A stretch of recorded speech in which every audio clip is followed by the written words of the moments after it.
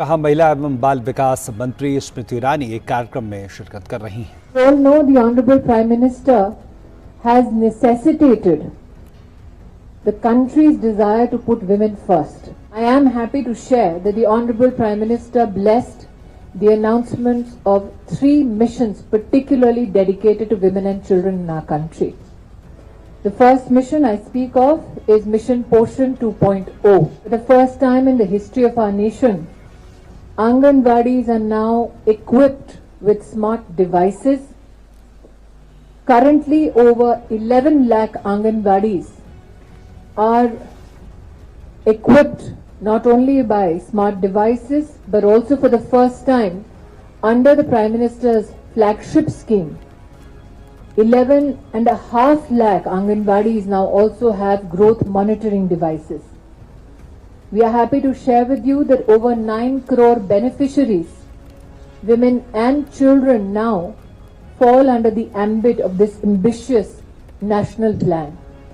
The Prime Minister was more than desirous that the nutritional needs of women and children become a national concern and a Jan Andolan. You are all aware that the Honorable Prime Minister primarily gave a national support and calling for the Beti Bachao Beti Padhao program. You know that the sex ratio at birth has improved from 918 to 937. In this financial year onwards, we are hoping that our intervention covers every district of the country. The Prime Minister was insistent on ensuring that every district has a one-stop center so that women who are distressed, victims of violence can under one roof avail of psychosocial counseling, medical legal support and support from the police infrastructure. I am happy to share with you today that 704 one-stop centers are functional currently in the country, and in collaboration with Women Helpline in the country, over 70 lakh women in distress and who have been victims of violence have received support under this intervention, which has been at the direction of the Honorable Prime Minister. I am also mindful that this is a government at the center which took into cognizance evolving technologies in crime. And that is why crimes such as pornography digitally, which affects children victims, have also been made a part of the government's thrust and engagement with state governments with the support of the Ministry of Home Affairs. And that is why today in our conversation with state government representatives, we have invited their collaboration on rules which are to be now proffered to the country under the amendment of the JJ Act, which hopes to strengthen and simplify the adoption process in our country, which also hopes district-wise to create infrastructure so that our children are better protected by district and state administration. Ladies and gentlemen, when we talk about the Honorable Prime Minister ensuring that women become the fulcrum of his administration, I must here highlight that the Union budget this year allocated 14% more to the needs of women through various budget heads.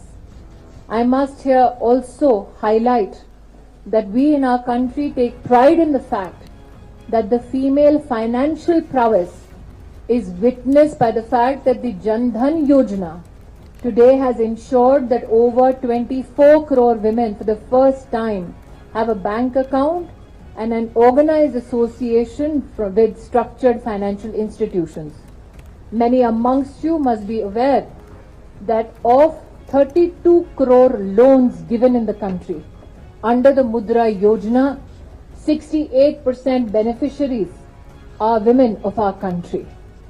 But what is a matter of great delight and celebration is that even in programs such as Stand Up India, where the budgetary support and credit support goes up to rupees 1 crore, 80% of the beneficiaries have been found to be women. So from Bank Sakhis onwards to women collaborating and congregating under self-help groups, 8 crore women through 70 lakh self-help groups have received over 4,80,000 crores from the government of India so that female economic participation at the grassroots can be strengthened. Today was a reiteration of our resolve on behalf of the government of India in collaboration with state governments to ensure that last mile delivery of services is assured by governments at the state, which are the implementation agencies for these flagship schemes that I have enunciated. And yet again, let me repeat my gratitude to the state government of Karnataka, the Honorable Chief Minister and the Minister, for being kind enough for hosting all of us in the first ever zonal meeting. You should be mindful of the fact that currently Parliament is in session, and we want to ensure that in the beginning of the financial year itself, we implement the missions that have been pronounced in the budget. We are grateful to all the states that have attended. I now open the floor for questions limited to this particular intervention. Thank you.